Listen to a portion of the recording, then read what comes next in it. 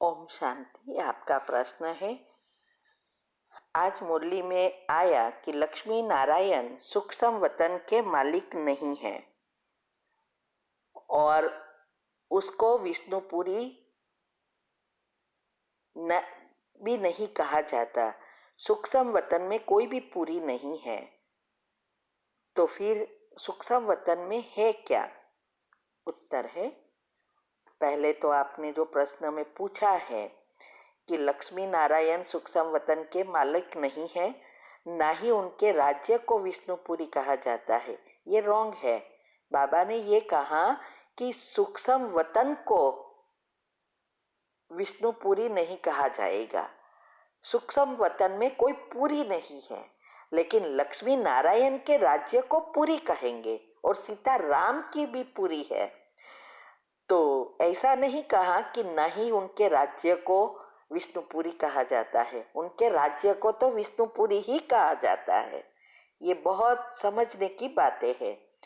तो यहाँ सूक्ष्म वतन क्या है?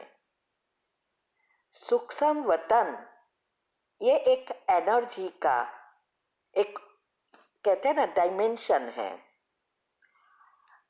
जब परमात्मा इस सृष्टि पर अवतरित होते हैं तो पहले वो ये तीन एनर्जी, ब्रह्मा विष्णु शंकर, ये तीन एनर्जी है, तो वो उस एनर्जी की लेयर से डायमेंशन बनते हैं।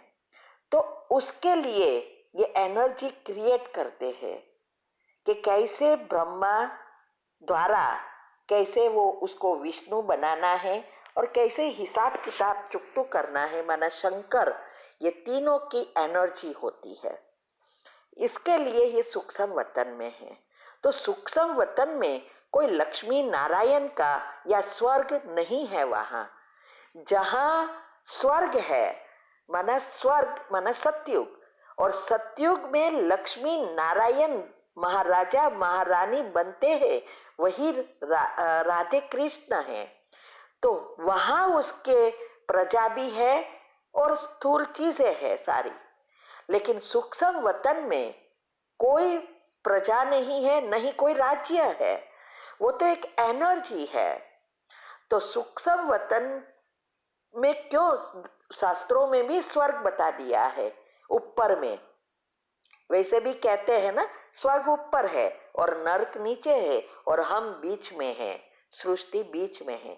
वास्तव में न तो ऊपर स्वर्ग है ना तो नीचे नरक है, सब कुछ यहाँ ही कर्म के अनुसार हमें भोगना मिलती है, ऐसा जन्म मिलता है। तो स्वर्ग क्यों ऊपर बताया है? क्योंकि जैसे ही हम भगवान के बच्चे बनते हैं, माना 7 दिन का कोर्स करते हैं, तो वहां हमारा सूक्ष्म शरीर तैयार हो जाता है और हर एक आत्मा का सूक्ष्म शरीर वहां स्थित होता है। तो 33 करोड़ देवी देवता का जो गायन है, तो जो शिविर करते हैं वो सब सूक्ष्म शरीर के साथ वहां, जब भी वो एक एनर्जी है ना, तो वहां स्थित करते हैं। इससे ही पता चलता है सब कुछ। तो वहां ये एनर्जी के रूप में हम होते हैं। फिर पुरुषार्थ कई बार मुरली में आता है ना, मैं चेक करता हूँ कि अभी कितने परसेंटेज बाकी है, तो ये इससे, और उसका बैरोमीटर एक ही है। पहले श्री कृष्ण की आत्मा जो उनसे जुड़ी है, तो राधे कृष्ण की जोड़ी की संपूर्णता, इसके हिसाब से 8 तैयार होते हैं और 8 के हिसाब से सारे तैयार होते जाएंगे। 9 लाख होंगे और 9 लाख से 33 करोड़। तो ये सिर्फ वहां एक भगवान के कार्य करने की ऑफिस है, जहां से वो इस सृष्टि परिवर्तन का कार्य करता है, मैनेज करता है। तो ब्रह्मा भी जब नीचे थे तो वो वहां कुछ नहीं था, वहां तो सिर्फ एनर्जी थे, उसका संपूर्ण रूप था। और संपूर्ण रूप और 84 जन्म का रूप, दोनों का अंतर वो चेक कर सकते हैं। और जब वो संपूर्ण हो गए तो उसका सूक्ष्म शरीर वहां चला गया। तो वहां न कोई प्रजा है, न विष्णुपुरी है, ये सिर्फ समझाने के लिए तीन एनर्जी के बारे में बताया है। तो यही ब्रह्मापुरी भी वैसे कहो तो ब्रह्मा भी कौन, यहाँ ही है ना, प्रजापिता ब्रह्मा। तो हम सब बच्चे यहाँ हैं और सूक्ष्म वतन में उसके ब्रह्मा के सूक्ष्म शरीर है, उसके सूक्ष्म रूप में सारी आत्माएं हैं, लेकिन हमेशा वो रहती नहीं है वहां, लेकिन एक एनर्जी के लेयर्स बनते जाते हैं और उससे ही ऊपर के सारे डायमेंशन तैयार होते हैं। 10 डायमेंशन में हमने बताया है ना सारी डिटेल। तो वो डायमेंशन की एनर्जी जैसे जैसे आत्माएं शक्तिशाली बनती जाती है उस अनुसार डायमेंशन बनते हैं और उसी अनुसार परमधाम में कल्पवृक्ष भी तैयार होता जाता है, हर एक की एनर्जी लेयर्स अनुसार। इसीलिए कहा कि सूक्ष्म वतन में कोई पूरी नहीं है, ये तो सिर्फ काम करने की जगह है। जब वो लक्ष्मी नारायण संपूर्ण बन जाए ब्रह्मा सरस्वती, तब वो जन्म लेंगे राधे कृष्ण के रूप में और फिर राधे कृष्ण जो है वो अलग अलग राज्य के होते हैं। जब उसका स्वयंवर माना शादी होती है तब वन वन वन शुरू होता है। वही लक्ष्मी नारायण का राज्य ही विष्णुपुरी है। ठीक है। फिर राम सीता में राम सीता की पुरी बना, उसका राज्य, पुरी का अर्थ है राज्य। ओम शांति। आपका प्रश्न है, एक आंख में मुक्ति धाम यानी शांति धाम, दूसरी आंख में जीवन मुक्ति धाम अर्थात सुख धाम रखे। तो प्रश्न यह है कि इस बातों को विस्तार से समझना है कि सारा दिन दोनों आंखों से अलग अलग विजुअलाइज कैसे करें।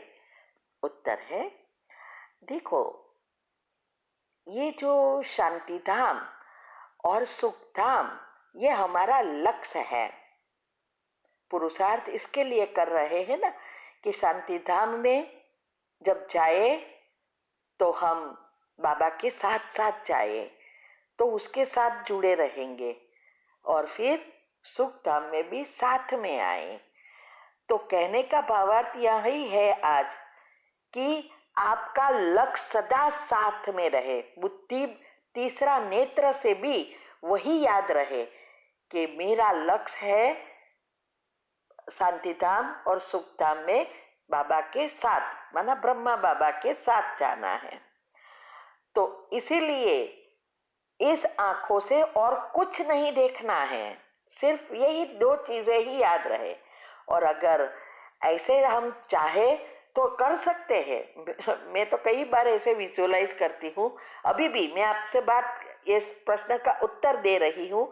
मैं एक आंख में परमधाम का कल्पवृक्ष देख सकती हूँ और दूसरी आंख में स्वर्ग का जो चित्र है वो सब देख सकती हूँ।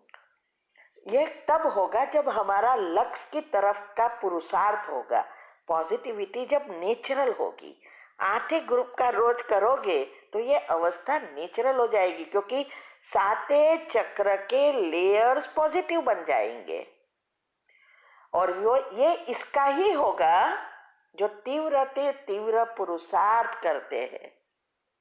तो पहले हमें वो आंख में दिखाई दे या नहीं, लेकिन हमारा मन बुद्धि सदा हमारे लक्ष्य के अनुसार ही चले, लक्ष्य ही सामने हो। जैसे किसी को अच्छी जॉब चाहिए या कंपनी में प्रमोशन चाहिए या बिजनेस को बढ़ाना है, तो वो उसका लक्ष्य बन जाता है। उसको सारी दुनिया में कुछ नहीं दिखाई देता, वही चीज दिखाई देगी, है ना। ऐसे ही हमें जो अभी बनना है वो ही हमें दिखाई दे और कुछ ना दिखाई दे ना सुनाई दे। यह है तीव्र पुरुषार्थ। तो ऐसे नहीं कि हमेशा विजुअलाइज करना है, ये एक नेचुरल अवस्था बन जाएगी। जब आप चाहो तब ऐसे कर सकते हो और जब चाहो तब उससे अलग भी हो सकेंगे। उसका बस एक ही बात इस यहाँ समझनी है कि हमारे लक्ष्य के सिवाय और कोई चिंतन ना रहे। और इसका मतलब ये भी नहीं कि सब कुछ छोड़ देना है, सब कुछ करना है, लेकिन मन बुद्धि में ये चीजें, स्थूल चीजें ना हो, सब कुछ करते हुए सभी चीजों से डिटेच। जो आज दुनिया में बड़े बड़े साधु संत भी नहीं कर सकते। कई तो बिजनेस में जाते, कोई पॉली के बाद कहाँ कहाँ जाते हैं, हाँ? तो उसके मन बुद्धि तो एकाग्र होगी ही नहीं ना। और सबसे बड़ी तपस्या यही है, गृहस्थ में रह के ये करना है। यही तपस्या का अर्थ क्या है, हमारा जीवन ही तपस्यामय हो जाए, ये है तपस्या। ब्रह्मचारी जीवन बनाना है, सिर्फ ब्रह्मचर्य की पालना नहीं करना है। दुनिया में ब्रह्मचारी तो बहुत रहते हैं, लेकिन जीवन ब्रह्मचारी नहीं होता है। तो हमें ये जीवन बनाना है। ठीक है। ओम शांति।